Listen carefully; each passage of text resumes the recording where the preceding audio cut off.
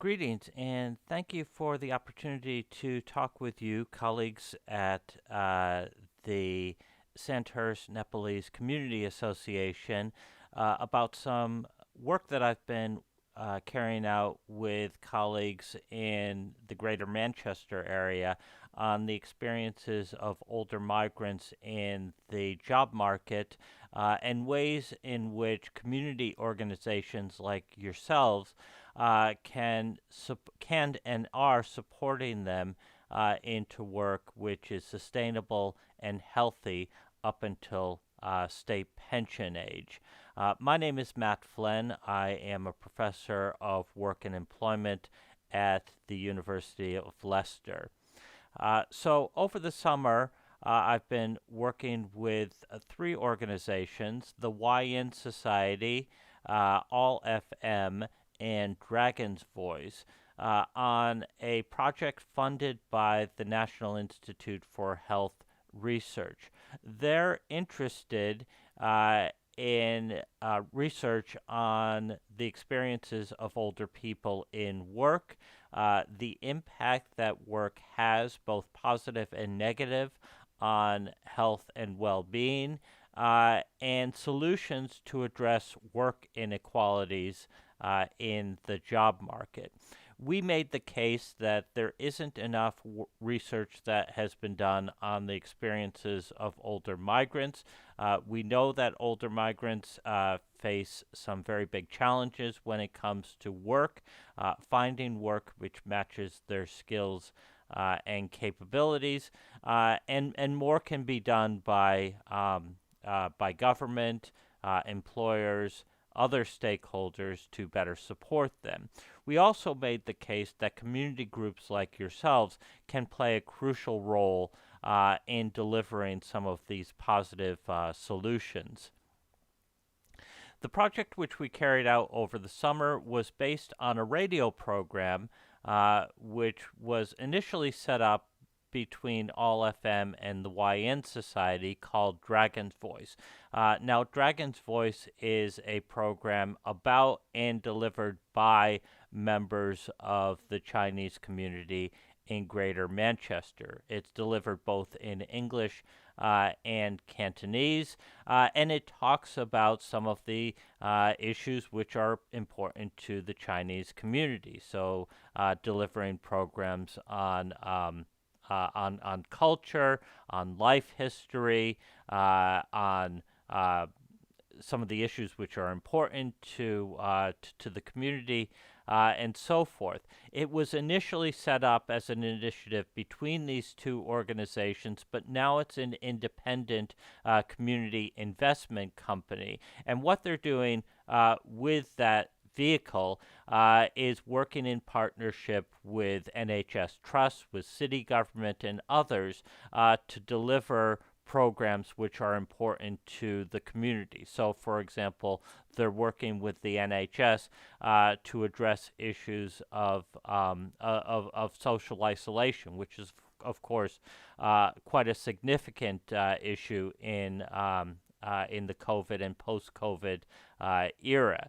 It's won a number of awards for both for their programs and for the impact that they've had on the wider community. In terms of the lived experiences of older migrants, well, a lot of this is going to be very familiar to you, but migrant populations face very big challenges in the job market. One, in terms of the impact that migration has on individuals' careers. So, for many, they might have been pursuing a career in their home country, which they're not able to pursue in the UK. Now, that's a lot of wasted skills, and it's not only bad often for the migrant themselves, but it's also bad for society as a whole, because in a country like the UK that faces very big skills and labor shortages, they can't really waste any skills that are available in the workplace. So support in terms of top-up training, accreditation, and career support can pay dividends for everybody. Often migrants face a lifetime of lack of choices when it comes to work and careers, and in many cases, certainly this was the case for the YN community. You have people who are pushed into self-employment. Now, self-employment can be rewarding, and it can be quite fulfilling for people. But if people get into it simply because there are no other choices available to them, it can have a negative impact on their health and well-being. An impact on health in terms of long working hours, in terms of stress, in terms of uncertainty, which is a very big factor as well. Certainly, one of the things that was discussed in the Greater Manchester area was concerns about being knocked off course. So, for example, if you're running a restaurant, if you're running a catering company, COVID happens, nobody's going out to eat anymore, then that can very easily knock you off course. It can also be knocked off course in terms of personal factors, such as having a health problem or a disruption based on because of your family situation. And it's much more difficult for somebody often who's in self-employment to get back on track, either to get back on track to continue the work that they were doing before or to try to find something new. Finally, there are also very big issues for many migrant communities when it comes to discrimination and language barriers, which might result in them not having the opportunity to go for jobs which they're well qualified for, which they can do, but maybe they're at somewhat of a disadvantage when it comes to applying for the jobs, for interviews, and so forth. What are some of the solutions? Well, community groups can and are playing a very big role in helping older migrants overcome some of those challenges. One, in terms of either delivering or signposting training and skills development opportunities, especially around technical skills and IT skills, which are very important when it comes to applying for jobs in the modern job market. In terms of connections with others and building confidence. So YN pointed to a number of initiatives in which they were working with social care organizations and others to help some of their constituents into voluntary work, and the voluntary work could then be a stepping stone into paid work. But community groups also play an important role in terms of raising the profile and amplifying the voice of older migrants. So when we have these discussions around the future of work, extended working life, rising pension ages, and so forth, then their voices are heard and their lived experiences are better understood.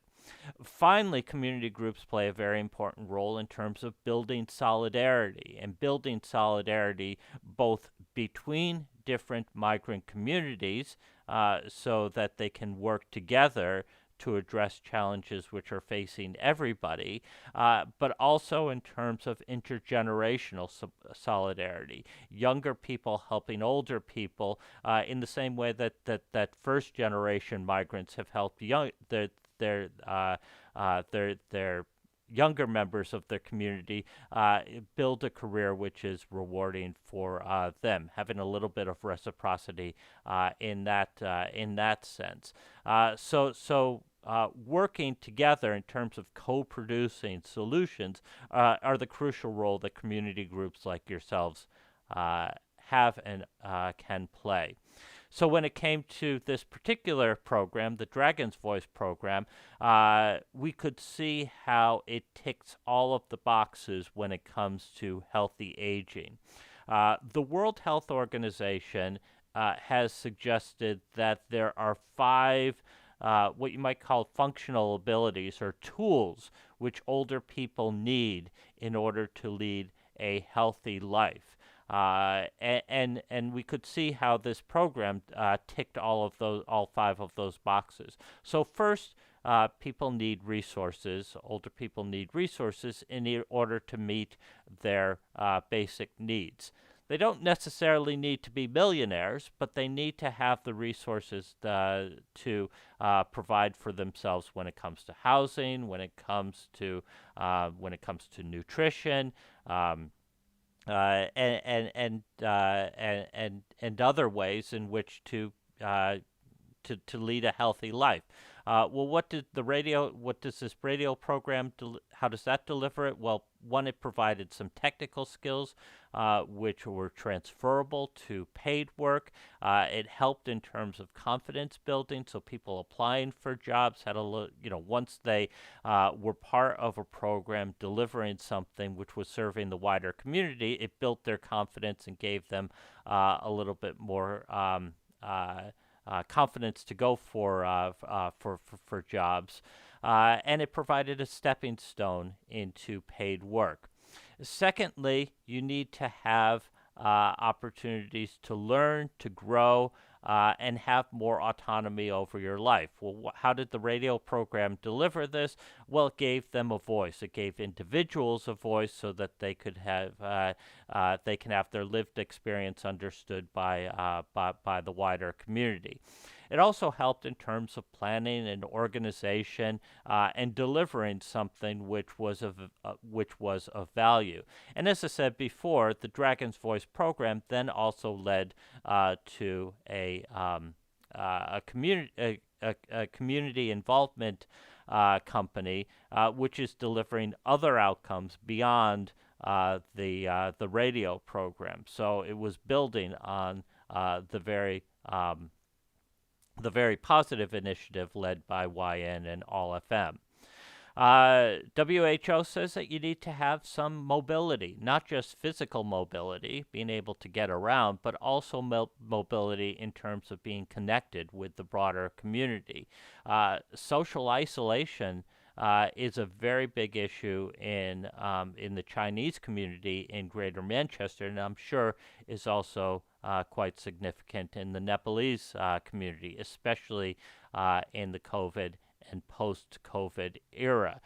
So having that radio program available that people can listen into and also contribute to ticks that box quite significantly. You need to be able to build relationships, to have social connections. And certainly the work that I've been doing on midlife career change, social networks are very, very important when it comes to maintaining work and being able to get into something which is sustainable. It's also very important when it comes to health outcomes as well. If you're connected with others, if you feel that you're part of a community, then it can enhance your health and well-being. And as I mentioned before, programs like Dragon's Voice can play a very important role in that as well, building solidarity between people so that they can address some of the challenges that they face, in this case, in the job market, together rather than in isolation. And then finally, you have to be able to make a contribution. You have to feel that you're making a contribution to the wider society, making a difference. In the discussions that we had in YN, older migrants also often have a negative view about working in later life because it's seen as losing face. But if you're in work which makes a positive contribution, which you can show is helping others, and is contributing to society, then that can be life enhancing. It can make you feel better, enhance your sense of identity, and have a positive impact on your health and well-being. And certainly, this radio program ticked that box as well. It gave the community a megaphone to talk about their life experience, and it also developed opportunities for innovation in supporting the community, working in partnership with others. And that was a vehicle that the program delivered. The next steps are that we'd like to develop a wider research program looking at the experiences of other migrant communities when it comes to work and the role of organizations like yourselves in helping to deliver positive health outcomes. One of the things that we often say when it comes to older workers is that the older workforce isn't a homogenous group. There are as people age, they don't become more the same. In fact, they become more different. If you start off in secure work, which makes good use of your skills, then you're probably going to have a better career later in life. And if you don't, then your experience is going to diverge from others. Well, certainly that's the case when it comes to migrant communities as well. The migrant population isn't a single group. There are many different experiences that people have based on factors like language, the transferability of their skills, their connections with other groups, location, whether they're in primarily urban or rural areas, and it's worth exploring the lived experiences of other. Of a range of migrant communities, as well as understanding the interventions and the good practice of different community groups in addressing some of the work inequalities which we identified in our pilot project. The program that we're developing is one in which we work with community groups in collaboration, in partnership, and that's been quite a positive outcome from the pilot program, and one which is impactful, which gives organizations that we work with, like yourselves, some tools and some opportunities to share good practice with one another. So you might be wondering, well, why are we interested in working with you? Well, we know through discussions with Bracknell Forest, with other stakeholders about the very active role that your organization has had in terms of representing and supporting your community, and there's something that we can work with in terms of understanding the great practice that you have. We're also interested in the lived experiences of the Nepalese community because of the connection with the armed forces. I've been working with the Officers Association and retired Commodore Campbell Christie on a project on the experiences of people leaving the armed forces after the age of 50, and the support which is available to them through the Ministry of Defense, through veteran positive organizations, members of the Armed Forces Covenant, that understand and can make good use of the skills which are coming out of the military, and we know that people who have been part of Gurkha regiments and are now veterans have access and can tap into some of those great support which is available to retiring veterans. So understanding how the transferability of that support to the wider Nepalese community is something where we think there are opportunities to to share good practice uh, for other migrant groups. So how can you help? Well, one, I'd really like to have some discussion with you, some opportunity to talk with you about how we can work together, and to involve you in the project proposal. One of the great things about this funding stream is that they fund not just the researchers, but also the organizations that they're collaborating with. There's a bespoke role called a public involvement and engagement co-investigator, so that we're working together to explore some of these issues. So this is something where we could fund as part of the project your involvement in the overall program. So thank you very much for the opportunity to talk with you. Here are uh, my contact details, and I hopefully be able to talk with you this side of Christmas about how we can work together. So thank you very much, and I wish you a very happy Christmas and holiday season.